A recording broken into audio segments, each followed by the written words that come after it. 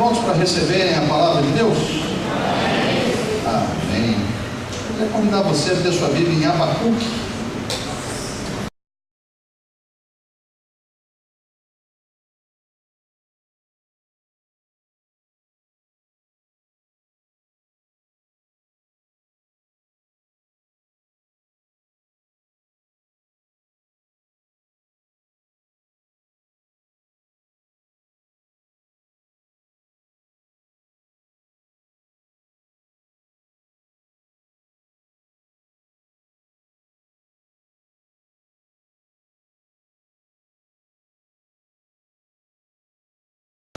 Então tá aí, deixa a sua Bíblia aberta, já a gente lê.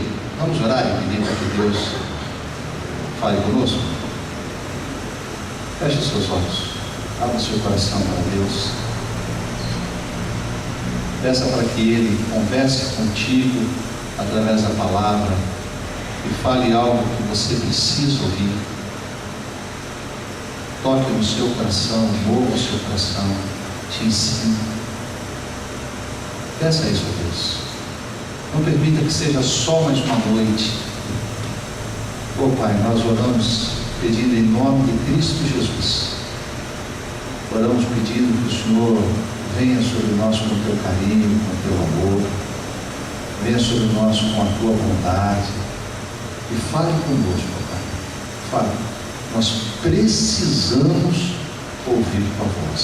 Precisamos do Senhor. Oramos assim, ó Deus, no nome do teu Filho Jesus. Amém.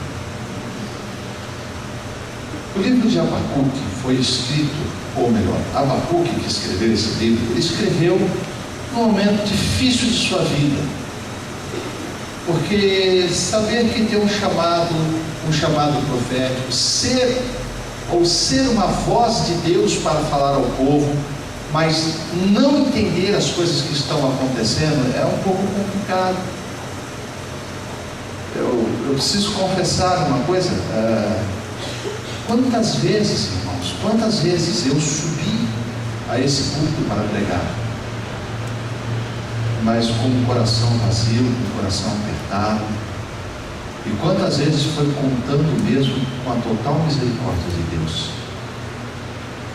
Porque eu sabia que se eu espremesse, não ia sair muita coisa.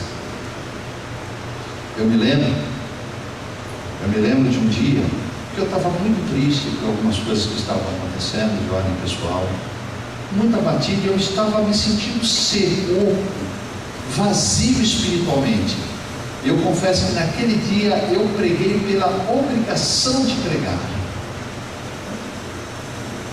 me sentindo vazio, sem entusiasmo, sem vida, do meu ponto de vista. E quando eu terminei de pregar, eu me lembro que eu virei para a Lúcia e eu fui cumprimentar, eu fui beijá-la. E quando eu fui assim, logo depois da pregação, de ter encerrado o culto, eu disse assim para ela: hoje eu não fiz o que eu deveria ter feito. Ela falou: o quê? Eu falei assim: hoje eu não preguei. Hoje não foi a palavra de Deus repartida. Eu falhei. Ela falou assim: você não sabe nada, quem sabe é Deus. E nessa, alguém se aproximou, um casal se aproximou do culto e me chamou. Pastor, veio correndo à frente: pastor, faz favor, faz favor. Eu disse: o quê? Eu falei assim: posso dar um abraço? Eu desci, eles deram um abraço. Pastor, muito obrigado pela palavra. Olha como Deus fez. Muito obrigado pela palavra. Parecia que o Senhor estava escutando a nossa conversa da semana, a nossa conversa de hoje no almoço. E Deus usou o Senhor para falar profundamente ao nosso coração. Mas, irmãos, é difícil você falar das coisas das quais você não entende. É difícil você querer trazer respostas que você mesmo não tem para perguntas que você mesmo faz. E a vida com Deus, o relacionamento com Deus, ela é bastante problemática, bastante difícil, porque muitas vezes nos relacionamos com Deus, temos perguntas e não temos respostas. Quantas vezes você quis perguntar para Deus por que isso estava acontecendo? Quantas vezes você quis perguntar a razão da sua luta? Quantas vezes você quis dizer para Deus: Deus, por que eu estou sofrendo tanto? Por que isso acontece comigo? Por que com os outros dá certo? Por que você não entende o propósito de Deus? É tão difícil isso. É tão difícil enxergar o propósito de Deus, ver a mão de Deus na nossa história, muitas vezes. Abacuque vivia essa crise. E sendo um profeta, essa crise potencializa, porque é aquele que tem que falar de algo que ele não sabe, algo do qual ele não entende, e às vezes nem se conforma também. Ele não entendia. Por que alguns estavam sofrendo tanto? Por que o justo sofria? Por que as pessoas de bem passam por tantas lutas, enquanto parece que as pessoas do mal se dão melhor? Ele não entendia por que Deus não punia a nação ou os ímpios daquela nação. E ele faz esses questionamentos. Você está com a sua Bíblia aberta? Olha no capítulo 1, no versículo 2. Questiona o profeta: ó Yahvé, até quando clamarei por tua ajuda, sem que tu me des ouvidos? Até quando protestarei diante de ti violência, sem que tragas alguma salvação? Essa era a queixa dele. Ele não entendia. E é interessante, irmãos, se você, só assim uma pincelada rápida no livro de Abacuque, o livro de Abacuque você vai encontrar, se você depois quiser ler, tendo esse pano de fundo em mente, vai ficar mais fácil. No livro de Abacuque, ele gira em torno basicamente de duas perguntas de Abacuque a Deus. A primeira pergunta de Abacuque, que está aqui do versículo 2 até o versículo 4, desse versículo que nós lemos, quando ele questiona, por quê? Porque ele via o justo padecendo na mão do ímpio. E ele não entendia por que Deus não punia a nação de Israel que agia mal com o Senhor. Essa aparente inércia da parte de Deus, esse aparente descaso da parte de Deus, confundia Abacuque. Por que Deus não toma uma providência sobre esses que estão aí agindo mal? Ele não entendia. Aí Deus responde para ele então. Você vai ver que Deus traz uma resposta, e nessa resposta, como Deus dizendo assim: olha, eu nem falo para você, porque se eu fosse falar, você não ia entender mesmo.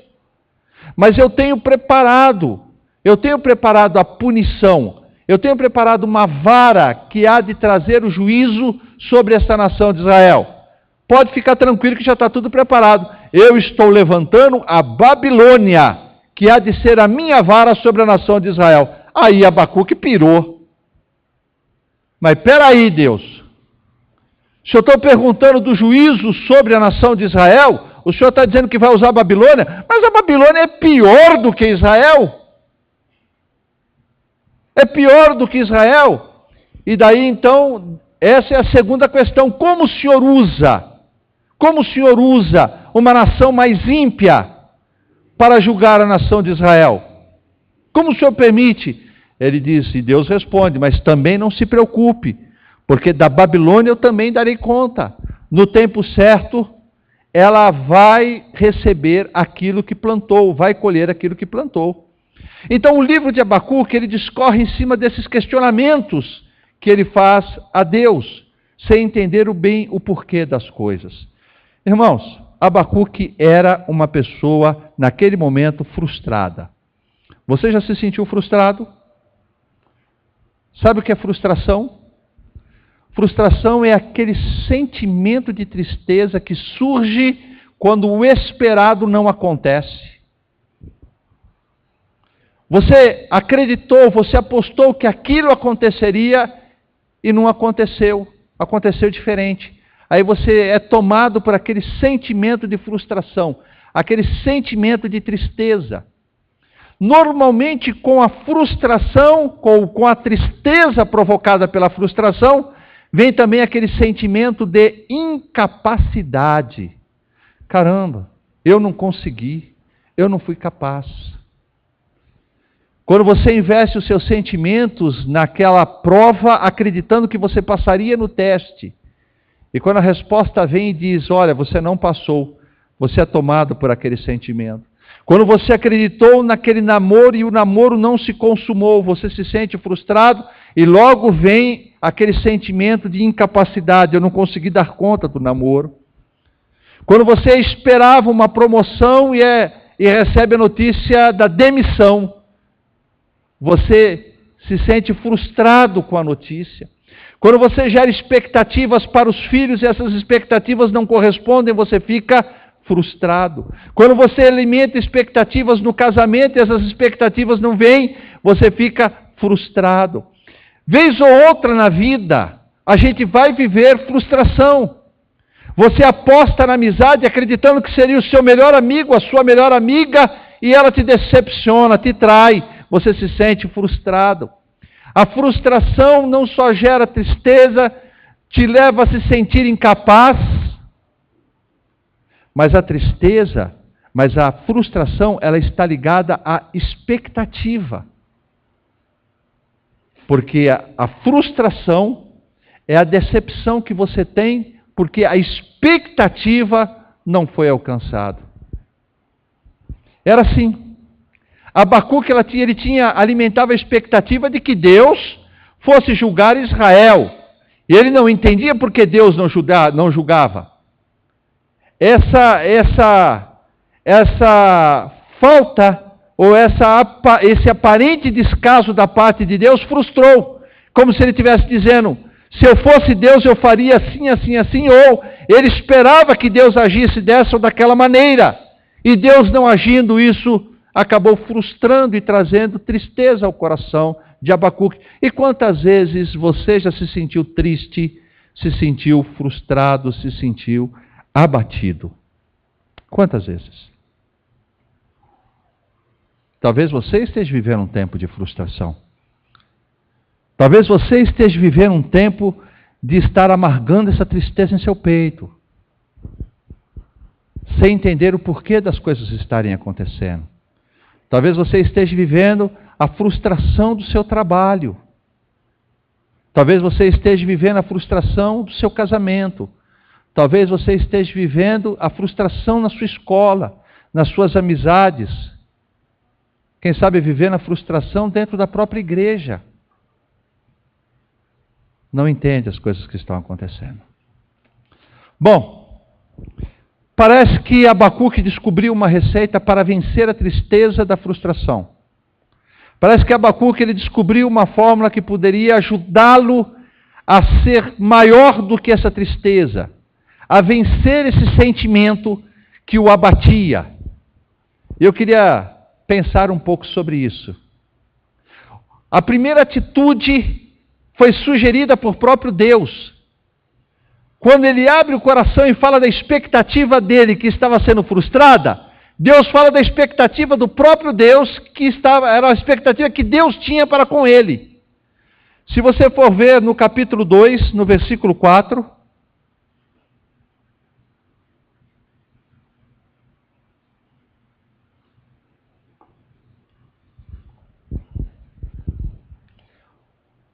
olha o que Deus fala para ele. Escreve, pois, eis que o ímpio está cada vez mais arrogante. Suas vontades não visam o bem. Mas, o que acontece? O que acontece? O que Deus estava dizendo? Qual era a expectativa de Deus para com Abacuque, para com o seu povo? Era que justo vivesse pela fé. Eu queria pensar um pouquinho com você sobre isso. Eu me lembro de alguém dizendo uma frase que era mais ou menos assim: a fé firme que faz o milagre acontecer é a mesma que permanece firme quando o milagre não acontece. É interessante que as pessoas, muitas vezes, elas falam de fé como sendo aquela convicção de que algo vai acontecer, ou daquela esperança que tem de que algo aconteça. Deixa eu ver se eu consigo melhorar isso aí. Muito bom. Eu estou desempregado há muito tempo. Alguém me indica, dá uma dica de um emprego. Eu vou lá, preencho uma ficha e entrego. Aí eu espero ser aprovado. Então eu oro, eu me entrego, eu consagro e digo assim: eu creio que Deus vai abrir essa porta, porque Ele prometeu que o justo não ficaria desamparado. Eu creio que Ele vai abrir esta porta. E Ele vai alimentando esta convicção. Eu creio que vai... Até que chega o momento que ele ouve o não. Sinto muito, quem sabe numa outra oportunidade. Aí ele: mas eu acreditei tanto. Eu tinha fé de que isso iria acontecer. Aí de novo ele é tomado pela tristeza, ele é envolvido pela frustração. Isso é fé para uma situação. Não era um estilo de vida movido pela fé. Eu quero dizer para você que é o seguinte: ele não diz que nós devemos ter fé. Ele diz que o justo viveria pela fé. Fé não é alimentar uma esperança para que algo venha acontecer. Fé é um estilo de vida que te mantém na presença de Deus, mesmo quando aquilo não acontece. A fé é a convicção de que Deus está no controle. E se acontecer aquilo que eu espero? Aleluia! Mas se não acontecer? Aleluia! Porque eu vivo pela fé, eu não tenho fé. Se você puder alimentar a fé para aquela situação, você corre o risco de, não sendo respondida, você se frustra, se abate e se enfraquece. Porque eu já vi tanta gente firme com Deus enquanto está com um problema. Naquela esperança. Eu tenho certeza que Deus vai. Algum irmão, algum crente encosta na pessoa e diz assim: fica firme, nós estamos orando, Deus vai mudar esta situação.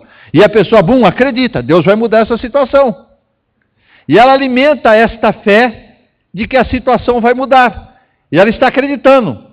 E nestes dias, enquanto há esperança, é um super crente.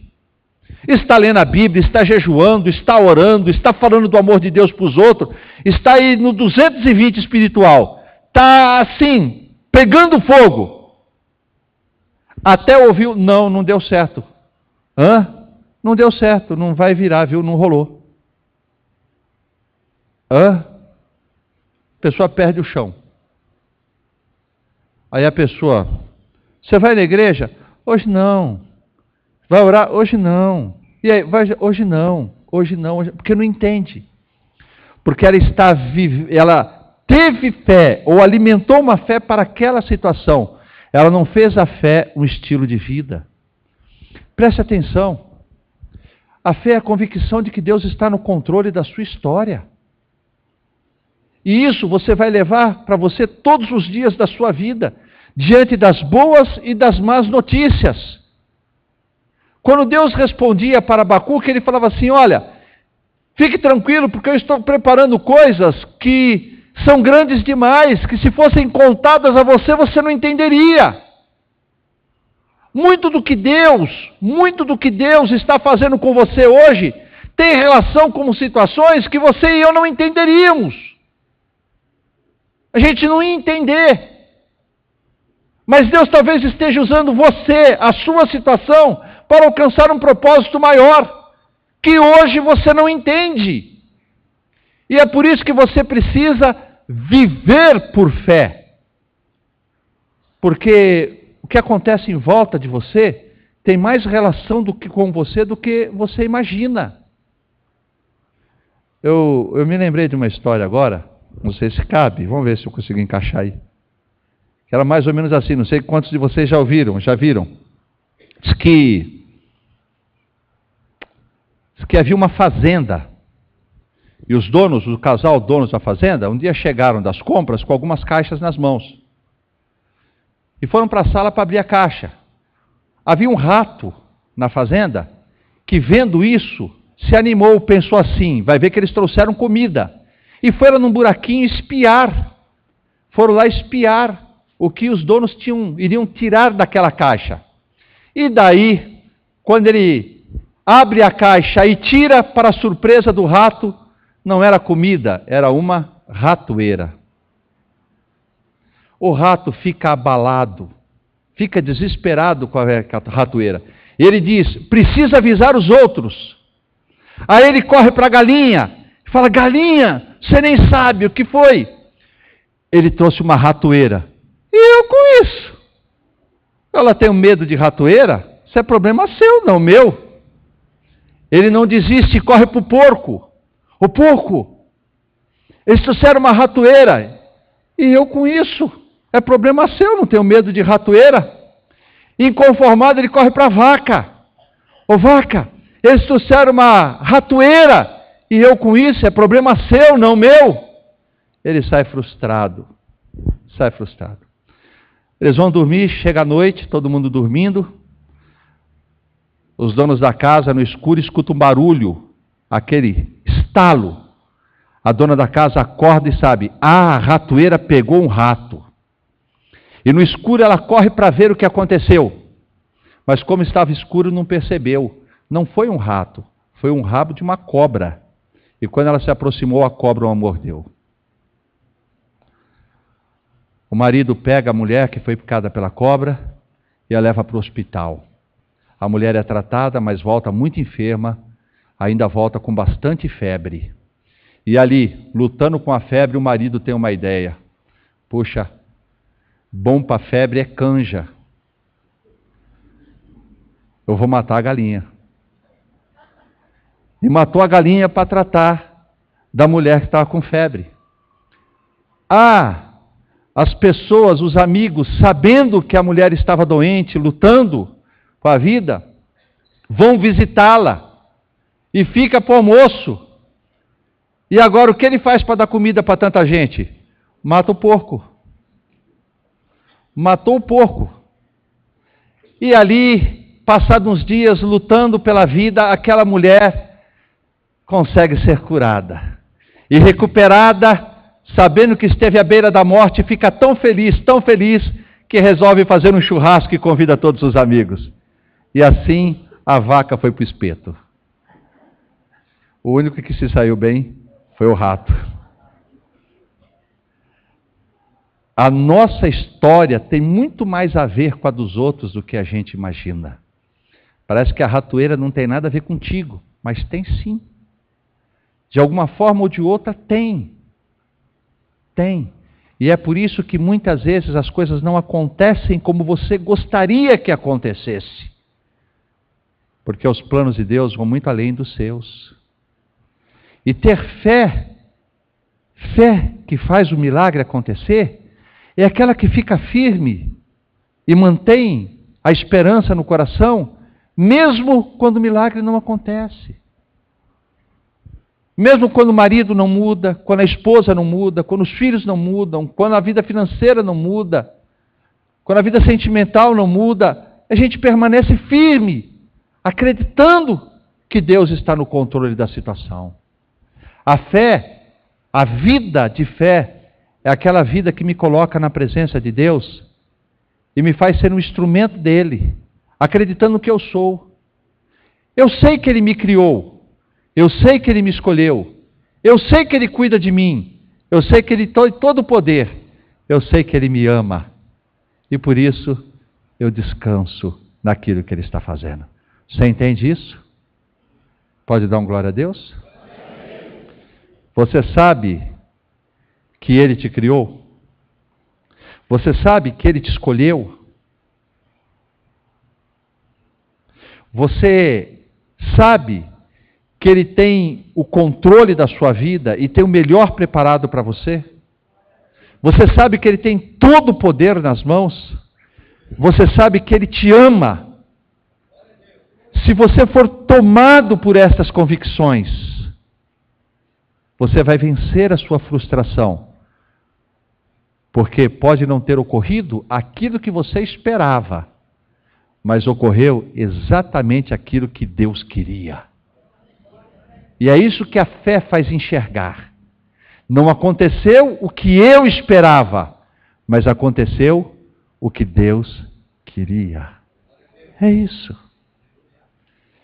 Uma segunda descoberta que ajudou Abacuque a vencer a frustração está no capítulo 3, no versículo 16. Capítulo 3, versículo 16.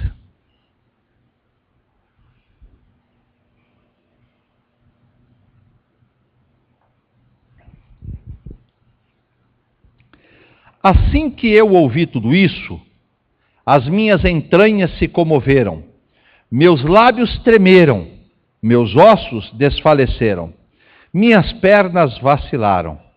Portanto, aguardarei em tranquilo silêncio o dia da tribulação que virá sobre o povo que nos oprime. Portanto, aguardarei em tranquilo silêncio. Como é que diz na sua versão? Portanto, como é que diz na sua versão? Aguardarei em? Portanto, aguardarei em silêncio. Eu não estou entendendo, ele não estava entendendo por que Deus usaria uma outra nação pior do que a dele. Ele não estava entendendo o mover de Deus, ele não compreendia o que estava acontecendo. Naquele momento era um momento de decepção para ele, mas ele, conhecendo Deus como conhecia, sabendo que todo o poder estava nas mãos, que Deus tinha história sob o seu controle, ele decidiu ficar em... Vira para o teu irmão e diz assim, ó, melhor coisa, hein?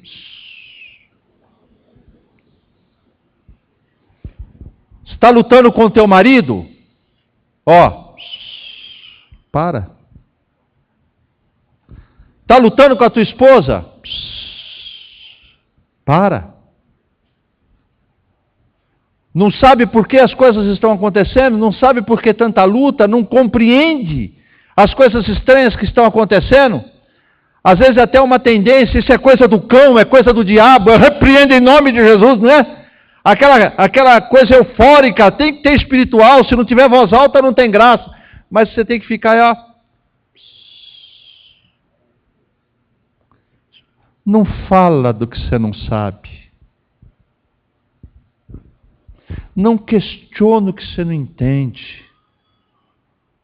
Você foi chamado a crer, não a entender. Se você entende, não precisa de fé. É simples. Não tem que entender, tem que crer que Deus está no controle. Deus está cuidando e tem o melhor. Não precisa dar explicação. Muitas vezes a gente quer fazer o papel dos amigos de Jó, não é? Que encostam sobre a luta dos outros e tem que dar explicação do que está acontecendo. Olha, Jó, não é por nada não, avalie a sua vida, eu acho que você está em pecado, hein? Sabe, às vezes a melhor coisa que nós temos que fazer é... Fica quieto. Não estraga. Deixa Deus agir. Deixa Deus fazer do jeito dele. Creia que na hora certa, no tempo determinado, Deus moverá os céus em teu favor. Creia. É isso. Às vezes, irmãos, a gente fica frustrado, fica decepcionado, fica nervoso e fala. Fala com o coração cheio de ira, fala inflamado e fala o que não deve e estraga tudo. É um marido, é uma esposa, é um filho, é um pai, é um patrão, é um empregado, é um amigo, é uma amiga, é um namorado. Nestas relações, a gente pega, fica nervoso e na hora do nervoso solta a palavra. Meu irmão, soltou, já era, não tem como pegar de volta. Quantas pessoas, quantos homens perderam empregos que poderiam ser bons por causa de 5 minutos que ficou nervoso? Ficou nervoso e falou que não devia. Como é que era? Só ter abaixado a cabeça e ficado quieto. Quantos arrumaram confusão no trânsito?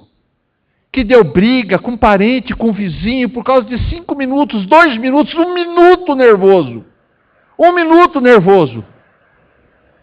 Era só ter ficado quieto, mas não ficou. Isso é chuva? Se um minuto, irmãos. Eu me lembro um dia, vou contar para vocês, vou confessar. Eu me lembro um dia, a Débora era pequena, e eu andava muito nervoso com os projetos, com as coisas pessoais que não estavam dando certo. Eu andava muito nervoso, muito inquieto. Aí, eu estava lá no quintal de casa assim, a Débora era pequena. Débora pequena chegou da escola com o Tiago, e ela chegou chorando. Falei, o que foi, filha? Falei assim, o homem me xingou. Falei, o homem te xingou? Por quê? Ele estava consertando a calçada e eu não vi, e eu pisei na calçada. E o homem falou um monte de palavrão para mim. Falei, quem é esse homem que falou um monte de palavrão para minha filha? Ela falou assim, é um homem que está no bar. Falei, você conhece esse homem? Você sabe quem é? Ela falou, sei. Falei, então vem cá, mostra ele para o pai. Eu catei a mão da minha filha e eu levei até a porta do bar. Até a porta do bar. Tão nervoso que eu estava, de tão irado que eu estava.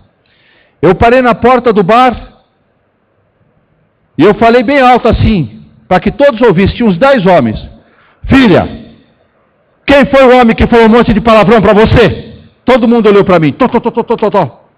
Graças a Deus, irmãos. Ela apontou para o mais velhinho que tinha. Foi a minha sorte. Ela apontou para um velhinho e falou assim, foi ele. O velhinho com o copo na mão. Hã? Naquele momento, mas eu levei uma chibatada do Espírito. O que você está fazendo aí? O que você está fazendo aí? Eu olhei para ela e falei assim, então tá bom, filha, vamos embora. E eu voltei todo envergonhado para dizer para ela, Ira, o que eu ia fazer lá no bar? Como se eu fosse de briga. Capaz de alguém pegar, me dar um couro, ia me dar uma surra, eu ia apanhar na frente da minha filha. Olha que grande coisa que eu ia conseguir. Ia ensinar o que para ela? Que virtude, que vantagem. Irmãos, às vezes 1 minuto fora do controle pode destruir um casamento, pode destruir uma amizade, pode destruir um emprego, pode destruir uma família. 1 minuto pode ser fatal na vida de alguém. Então, irmãos, Abacuque aprendeu. Quando ele pensou em tudo isso, ele chegou à conclusão: a melhor coisa a fazer é fica quieto, Abacuque, não fala nada. Não fala nada, você só ganha ficando quieto. Terceira atitude que ele tomou, ou decisão que ele tomou para vencer a frustração, está a partir do versículo 17 e 18. Ele fala das possíveis frustrações, ele diz assim, ainda que a figueira não floresça, nem haja uvas nas videiras, mesmo falhando toda a safra de olivas, e as lavouras não produzam mantimento, as ovelhas sejam sequestradas do aprisco, e o gado morra nos currais. Imagina o que é frustração, hein? Aí ele conclui no versículo 18, eu, todavia, me alegrarei no Senhor e exultarei no Deus da minha aleluia. Irmãos, sabe qual foi a decisão que ele tomou? A grande decisão, a grande sacada da história é canalizar toda a expectativa dele em Deus, não nas circunstâncias. A minha expectativa não está no sucesso da colheita. A minha expectativa não está no sucesso do meu trabalho. A minha expectativa não está na resposta daquela prova. A minha expectativa não está no coração daquele homem ou daquela mulher. A minha expectativa não está nos relacionamentos humanos. A minha expectativa está em Deus. Eu sei que Deus não se engana. Eu sei que Deus não me frustra. Se eu alimentar a minha esperança verdadeira nele, eu sei que aquilo que está vindo com a permissão dele. Eu decido fazer dele a minha alegria, porque ele não me desampara, ele não me decepciona, ele não falha, Ele não promete e não, ele não promete e não, ele não promete e não cumpre. Tá certo, né? Tá certo. Ele não promete e não cumpre. Quando você canalizar a sua esperança, a sua expectativa nele, quando ele for a razão da sua alegria, a verdadeira razão, não é o namoro, não é o casamento, não é a amizade, não é o trabalho, não é a situação financeira, não é a família, mas é Deus. É Deus. Você vai vencer a frustração. Você vai esperar no amigo, ele vai te decepcionar. Você vai esperar no marido, ele vai te decepcionar. Você vai esperar numa esposa, vai te decepcionar. Vai esperar num filho, vai te decepcionar. Vai esperar no pai, vai te decepcionar. Vai esperar no trabalho, vai sair decepcionado. Mas se você esperar em Deus e fizer do Senhor a sua alegria, dele a sua alegria, a coisa mais importante da sua vida, o seu sonho maior, a sua grande realização, o seu maior projeto, se você fizer do Senhor a sua alegria, aí Ele vai cuidar das outras coisas para você. Aí vai colocar as mãos sobre você, aí Ele vai te ajudar a passar, e ainda que não venha o sim que você esperava, ainda que não aconteça aquilo que você esperava, mas virá o consolo da parte dEle, e a paz que excede todo entendimento guardará o seu coração. Amém? É simples. Decida viver por fé. Não alimente fé para esta ou aquela situação. Decida ficar em silêncio. Não fale do que você não sabe. Aguarde pacientemente o mover de Deus. E faça dele a sua alegria. Não nos resultados da vida. É Ele. Não importa se eu vou ganhar mais dinheiro ou menos, Ele é minha alegria. Não importa se o meu casamento será melhor ou pior, Ele é a minha alegria. Não importa se o meu marido vai atender ao chamado, Deus é minha alegria. Não importa se a minha esposa vai entender e vai mudar, Deus é a minha alegria. Não importa se os meus filhos entenderão, Deus é a minha alegria. Não importa se a saúde virá quando eu espero, Deus é a minha alegria. É uma decisão. É uma decisão, é uma escolha. Faça do Senhor a sua alegria. E você vai ver os céus se movendo em seu favor. Amém? Vamos ficar em pé.